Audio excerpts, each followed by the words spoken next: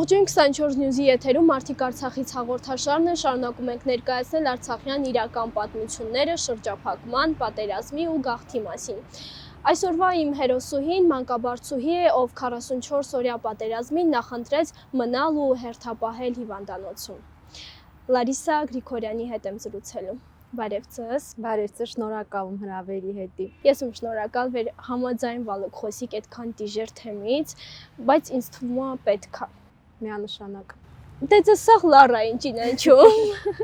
Ես էլ եմ սոր առիթից օգտված Լարա ասելու, որ մեր զրույցը ավելի անմիջական ստացվի։ Լարա, երբ սկսվեց 44-օրյա պատերազմը, հնարավորություն ունեիք չմասնակցելու, մնալու տանը, հիվանդանոցում հերթապահություն չանցկացնելու, այդ օրերին ոչ մեկին ինչ-որ մի բան չէր էլ պարտադրելու, բայց նախընտրեցիք հասնել ծննդատուն, դուք ծննդատանն եք, չէ՞, աշխատում, եւ իրականացնել ձեր պարտականությունները։ Ուզում եմ մինչ այս թեմային անցնել, նախ խոսենք, թե ինչպիսին էր մեր կյանքը 44-օրյա պատերազմից առաջ եւ հետո ինչ փոխվեց։ Մինչև 2020 թվականը մեր կյանքը իրոք շատ երջանիկ էր, որը ես հիմա եմ հասկանում, այն ժամանակ մեզ անընդհատ ներշնչում էինք անիմաստ խնդիրներով ու մտածում ենք, որ շատ դժվար կյանք ենք ապրում, բայց նոր ենք հասկանում, որ դա իրականում ամենաերջանիկ կյանքն էր Արցախում։ Իսկ 2020 թվականից հետո իրոք փոխվեց ամեն ինչ անվերադարձ։ 2020-ի սեպտեմբերի 27-ի առավոտը ինչպիսին էր ձեզ համար։ 2020 թվականի սեպտեմբերի 27-ի առավոտյան ես արթնացա, որ գնամ հերթապահության ծննդատուն, որպեսզի մեր հղիների բուժումը իրականացնեմ, բայց այդ օրը շատ ծանր սկսվեց դեռ տանը արդեն լսվեցին պայթյունի ձայները, բայց ես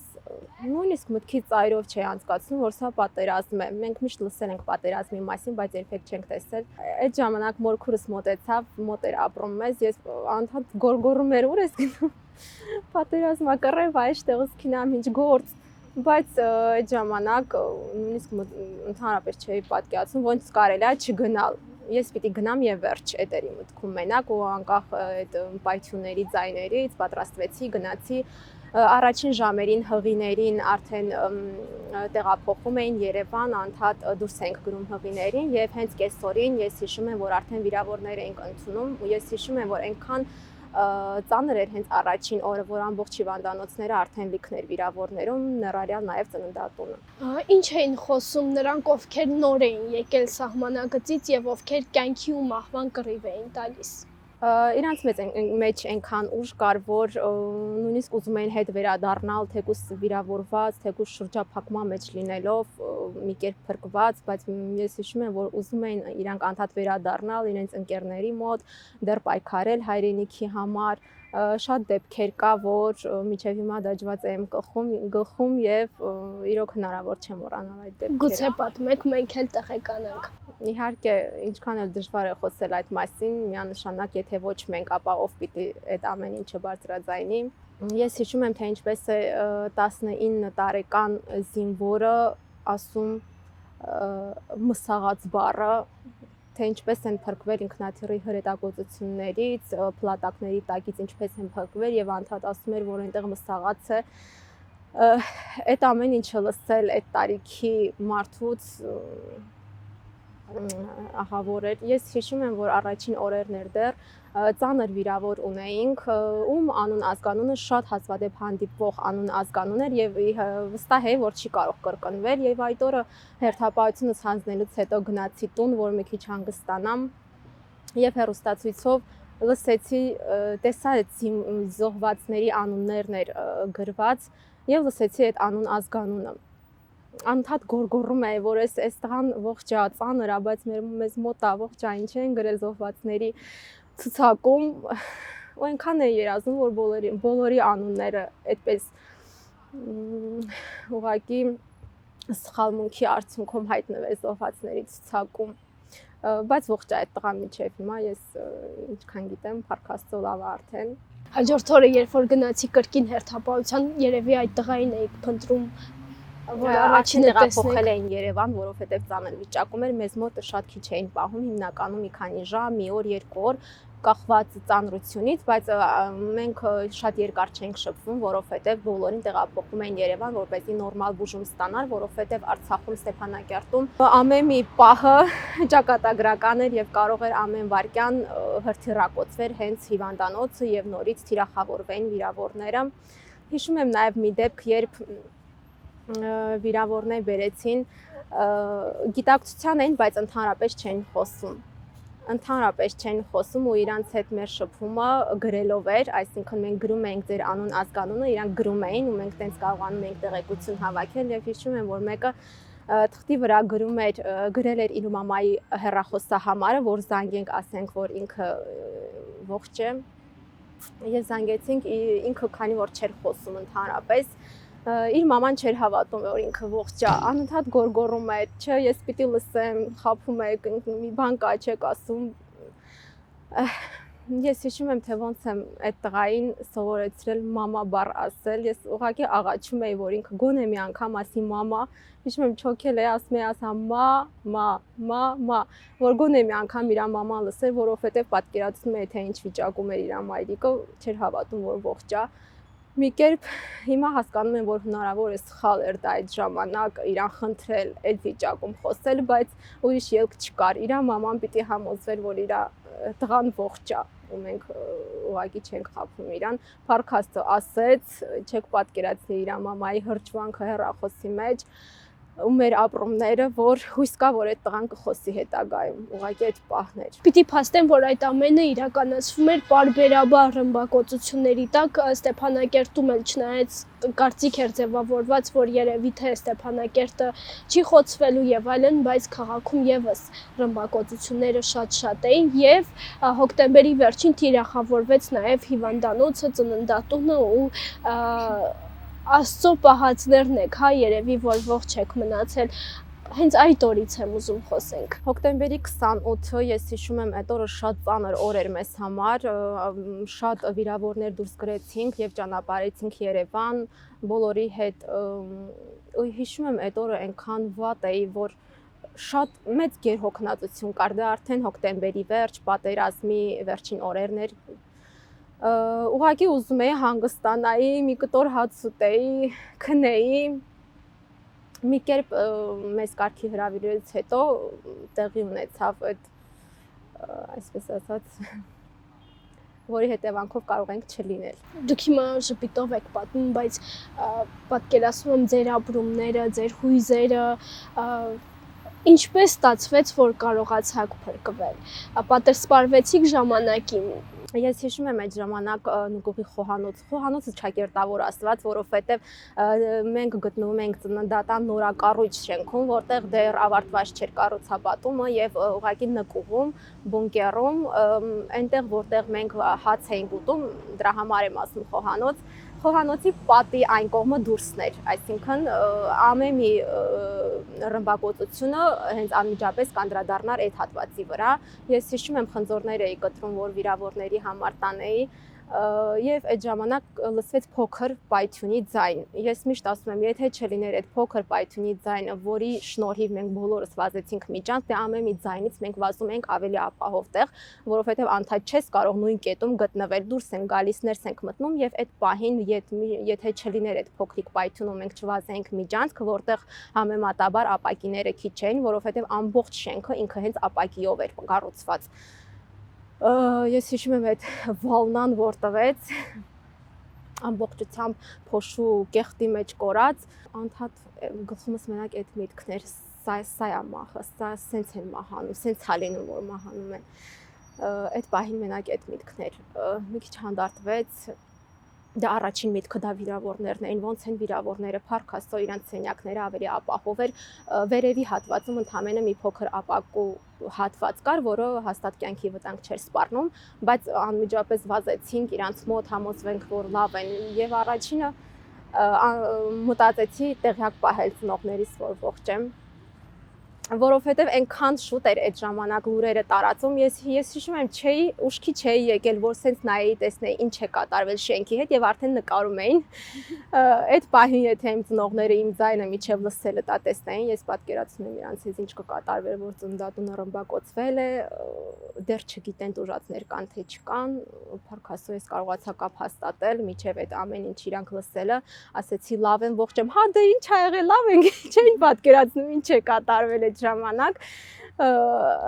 իրանք չէին հասկանում ես ինչի եմ ասում լավ եմ որ հետո իրանք լսեին հասկանային որ ես դրա համար եմ ասում որ լավ եմ լավ էիք բայց հետո երբ որ ենթագիտակցության մեջ ձևավորվեց այն միտքը որ բախվել էիք մահվան ինչպիսին էին ապրումները արդյոք սկսեցիք վերարժևորել ձեր ապրածը ձեր ունեցածը ես վստահ եմ որ Արցախում գտնվող յուրաքանչյուր մարդ այդ պահին պատրաստ էր մեռնելու որովհետև Արցախում յուրաքանչյուր կետում սպառնում էր մահը, սպառնում էր հրետակոծությունը, նույնիսկ տան բունկերում էր անդադ հրթիռակոծվում, այդ գլխներով անցնում էր ու ամեն վայրկյան այդ ձայնից սպասում էր որ հեսա կընկնի մեր գլխին, հեսա ամեն վայրկյանը մեր համար սպասելի էր մահը։ Յուրաքանչյուր արցախցի այդ պահին այդ ժամանակ վստահ էր որ ինքը կարող էր մահանալ։ Դրա համար տենց առանձնահատուկ որ ասեմ ապրումներ կան, մենք պատրաստ էինք դրան։ 44 օրյա պատերազմից հետո վերադարձաք Արցախ։ Շարունակեցիք ձեր գործունեությունը որպես մանկաբարձուհի, թե այնուամենայնիվ նախընտրեցիք շատ ծանր էր միանշանակ անընդհատ նայել այն տարածքներին, որտեղ ապրել ես կյանքիդ ամենասարսափելի օրերը ու աշխատել իհարկե առաջին օրերը անընդհատ լացով, բայց իմ մեջ ուժ կտա եւ աշխատեցի, որովհետեւ շատ եմ սիրում իմ մասնագիտությունը եւ եթե ես աշխատում եմ, միանշանակ չեմ կարող դուրս գալ միայն հիշողությունների պատճառով, հիմա չեմ աշխատում, չեմ ուզում այստեղ, բայց Արցախում եթե լինեինք, ինձ թվում է դեռ կաշխատեի։ Հիմա ստեղծագործում եք եւ արդյոք ձեր ստեղծագործական կյանքին ուժ է տալիս նաեւ արցախյան իրականությունը, որովհետեւ մի տեսանյութում նշել էիք, որ ոգեշնչված եք արցախյան պատմություններով եւ ամեն մի խաղալիքի մեջ ձեռագործ ինչ-որ մի պատմություն եք ներդնում։ Այո, իհարկե իմ խաղալիքները, քանի որ ստեղծվել են Արցախում, ես այն խաղալիքները, որ ստեղծվել են Արցախում, ես իրենց համարում եմ արցախցի Եվ փորձում եմ Արցախից մի փոքր հուշ թողնել իրանց մեջ, ասեղնագործում եմ Արցախի դրոշը ու հատկապես որ այդ խաղալիքները հասնում են արտերկիր, դա իմ համար ամենամեծ հպարտությունն է, որ Արցախի մի մասնիկը հասնում է տարբեր երկրներ, մարդկանց աչքի առաջ է լինում, փորձում եմ ամեն ինչ անել, որ չմոռացվի մեր ապրածը։ Թվում է թե 44 օրյայից հետո գոնե պիտի հայրենիքի այն մնացյալ հատվածում շարունակեինք ապրել եւ գուցեև ամեն ինչ անեինք, որպեսզի վերադարձնենք կորսվածը, բայց եկավ նաեւ շրջափակումն ու սեպտեմբերի 19-յան իրականությունը, որպես մարդ, որպես անհատ, ինչպես եք հաղթահարել շրջափակումը եւ հետո ինչպես եկավ սեպտեմբերի 19-ը ձեզ համար։ 2020 թվականից հետո ես 2023 թվականին արդեն ոչ մի բան չէի զգում։ Այն բոլոր զգացմունքները ես արդեն ապրել էի, ինչ մարդիկ նոր էին դեռ ապրում, ես դա արդեն վաղուց ապրել էի, իմ մեջ, այսպես ասած, սպանել էի այդ ամեն ինչը, արդեն սովորական էր ինձ համար։ Ուղղակի մի բան կա, որ այդ ժամանակ ես արդեն երեխա ունեի։ Եվ անընդհատ մենակ նրա մասին ես մտածում, որ գոնե ինքը ապահով լինի։ Շրջափակումը երբ սկսվեց, իմ աղջիկը 7 ամսական էր, երբ դեռ նոր պիտի ինքը հավելյալ սկսեր ընդունել, ես հիշում եմ ընդամենը հասցրել եմ մի անգամ բրոկոլի իրան ուտացնել եւ փակվեց ամեն ինչ։ Այդպես ինքը սկսեց իր հավելյալ սնունդը մեզ հետ հավասար, ինչ կար 4 սնունդ, դոշապ, ես հիշում եմ երկար ժամանակ իրան պահում էի դոշապով, իր առավոտվա նախաճաշը դա էր։ Որտեղ էիք սեպտեմբերի 19-ին։ Տանն էինք, երբ սկսվեց պատերազմը, միանգամից երեխաների հետ։ Այդ ժամանակ արդեն ունեի մի պայուսակ, արդեն գիտեինք, որ մի բան պիտի լիներ, ասենց անմիջապես վերցրեցինք եւ գնացինք նկուղ, 1-ից 2 օր մնացինք նկուղում, անընդհատ մտածում էինք դուրս գանք թե չէ, որովհետեւ դեռ չէր էլ ավարտվել, բայց արդեն մի քիչ հանդարտ էր։ Մնացինք։ Ինչպիսին էր պատերազմի գիշերը եւ ինչին էիք սպասում։ Արդեն սպասելի էր, որ պիտի կամ պատերազմ լինի, կամ դուրս գանք, այնտեղ ինչքան էլ չէինք հավատում, բայց հոգու խորքում զգում էինք, որ այդ օրը գալու էր, որովհետև այդ անապահովության զգացումը անդադ դրան էր բերում։ Երբ որ լուր ստացաք, որ պիտի դուրս գաք Արցախից, ինչ արեցիք։ Գնացիք իրերը հավաքելու։ Մենք մինչև սեպտեմբերի 27-ը մնացել էինք Արցախում, դա վերջին օրերն էր, որովհետև ես ինքս իմ աչքով տեսել էի արդեն թշնամու մեքենաները Ստեփանակերտում, եւ ինչքան էլ շորեր էինք հավաքում, բայց այն տպավորություններ, որ դեռ գալու ենք։ Օրինակ մի շորջ էի վերցնում ու հոգու խորքում ասում եմ, դե երբ գամ, սա այդ ժամանակ դեռ այդ ապրումներն էր, չէինք հավատում, ինչքան էլ գիտենք, որ հես վերջ դուրս ենք գալիս, չէինք հավատում, որ սա վերջն է։ Մինչև հիմա էլ չենք հավատում։ Ինչպես անցաք դեպի Հակարի տանող ճանապարհը Բալիկի հետ նամանավանդ։ Այդ ճանապարհը ես համարում եմ դժոխքային ճանապարհ։ Ես այդ օրերին ամենաշատը վախենում եմ իմ հայրիկի համար։ Գիտենք, որ երիտասարդներին այդքան էլ բան չեն անի, բայց պատերազմի մասնակից մարդկանց համար ավելի դժվար է այդ ճանապարհը անցնել եւ անդադ վախենում եմ, որ կճանաչեն, մի բան կանեն, բայց Փառք Աստծո ողջ առողջ դուրս եկանք։ Ինչ զգացիք այդ պահին, երբ հատեցիք անցակետը, թեթևություններ, փրկություններ, ինչ էր դա։ Միանշանակ փրկության զգացումը կար, բայց այդ ժամանակ այնքան խառը էմոցիաներ էին, ոչ չէինք ուզում դուրս գայինք, համ ուզում ենք մեր հարազատների համար դուրս գայինք, որ գոնե իրանց համար լավ լիներ։ Ես վստահ եմ, որ ամեն մեկս, եթե մենակ մեր մասին մտածենք, դուրս չէինք գա։ Ամեն մարդ դուրս էր գալիս իր հարազատի համար, իր ծնողի համար, իր երեխայի համար, որ իր երեխան էլ չտեսնի այն ամեն ինչը մենք չենք կարողանում մոռանալ։ 44 օրյային ավելի ծանր էին ձեր ապրումները եւ հետաքրքիր է այդ ժամանակ մոռանում եք էմոցիաների մասին, թե այնուամենայնիվ լինում են պահեր, երբ որ փակվում եք ու արտասվում եք, թուլանում եք, թե ժամանակ չի լինում պատերազմի ընթացքում նման բաների համար։ Պատերազմի իմ զգացողությունները ես հիշում եմ, տագնապային զգացողություն էր ու անընդհատ առաջ մղվելու, սենց ամեն վարքյան պատրաստ ես առաջ մղվել, ինչ որ մեկին փրկել, ինչ անդադ այդ զգացողություններն էր, գնաս, տեսնես որտեղ է, ինչ օգնություն պետք վազես այդ կողմ, անընդհատ, չգիտեմ, այդ տագնապային վիճակից էր, որ անընդհատ պատրաստ ես վազել ինչ որ մի ուղղությամբ։ Այդ զգացողություններն եմ ես հիշում։ Եղել են դեպքեր, երբ որ վերադառնաք հիվանդասենյակ ու տեսնեք այդ տղան արդեն այդտեղ չէ կամ այդ վիրավորը արդեն այլևս մեզ հետ չէ։ Քանի որ ծննդատուն հիմնականում բերում էին ավելի համեմատաբար թեթև վիրավորների, Փառք Աստծո ես այդպիսի դեպք չեմ հանդիպել, որ գամ ու իմանամ, որ այլևս չկա, մենք հիմնականում թեթև վիրավորներին ենք ընդունում եւ ճանապարհում Երևան, բայց ես չեմ էլ ուզում պատկերացնել իմ գոլեգաների ապրումները, որոնք ամբողջ օրը վիրահատարաններից դուրս չէին գալիս, եթե ես եմ հիմա այս վիճակում, չեմ էլ ուզում պատկերացնել իրանք ինչ վիճակում կլինեն։ Ինչպիսին է կյանքը Արցախից հեռու։ Շատ դժվար, միանշանակ։ Ես 5 տարի է, մոտավոր մի քանի ամիս է, որ զգում եմ, որ ապրում եմ։ Մինչ այս մի քանի ամիսները ուղղակի չէի ապրում։ Չեմ զգում ինչ եմ զգացել, ինչ ա եղել ընդհանրապես։ Ինձ միշտ կողքից ասում են շատ էս անտարբեր, ինչ ես այդպես անտարբեր, ամեն ինչ անցել է ապրի քո կյանքով։ Մի քանի ամիս է, որ ես զգում եմ, որ ապրում եմ։ Իմ աշխատանքի շնորհիվ անընդհատ դուրս եմ գալիս, ինչ որ բիզնես ծրագրերի եմ մասնակցում, շրջապատ եմ, ավելի շատ մարդկանց հետ եմ շփվում ու այստեղի մարդկանց հետ շփվելով, տեսնելով, որ մարդիկ ունեն երազանքներ, նպատակներ, արդեն իմ մեջ էլ է ձևավորվում այդ նպատակ ունենալու ցանկությունը։ Ինչն եք ամենաշատը կարոտում Արցախից։ Արցախում ես կարոտում եմ շատ Ստեփանակերտը ու մեր գյուղը Մաճկալաշենը, Ամարասը ես իմ սրբավայրն եմ համարում, ես երազում եմ ուղղակի այնտեղ գտնվելու մասին, ես հիշում եմ Ստեփանակերտը, իմ մանկության, հատկապես շատ հիշում եմ ու միշտ երազներում տեսնում եմ մեր տատիկենց տունը, որտեղ երևի մեր մանկության ամենաանհոգ պահերն ենք ապրել։ Ինչ կանեք առաջինը, երբ որ վերադառնաք Արցախ։ Այդ հարցի մասին ես շատ եմ մտածում, ես միշտ պատկերացնում եմ ու գիտեք ինչպես եմ պատկերացնում, ես միշտ մտածում եմ, որ եթե գնամ Արցախ, ես ուղղակի գոռալու եմ, ուղղակի լացելու եմ, ես չգիտեմ ինչի, ես մտածում եմ, որ իմ այս էմոցիաները մենակ այնտեղ կարամ արտահայտեմ, այնտեղ կարամ դուրս հանեմ իմ մեջից, այստեղ ինչքան էլ ասես գոռաս, ոչ մեկա,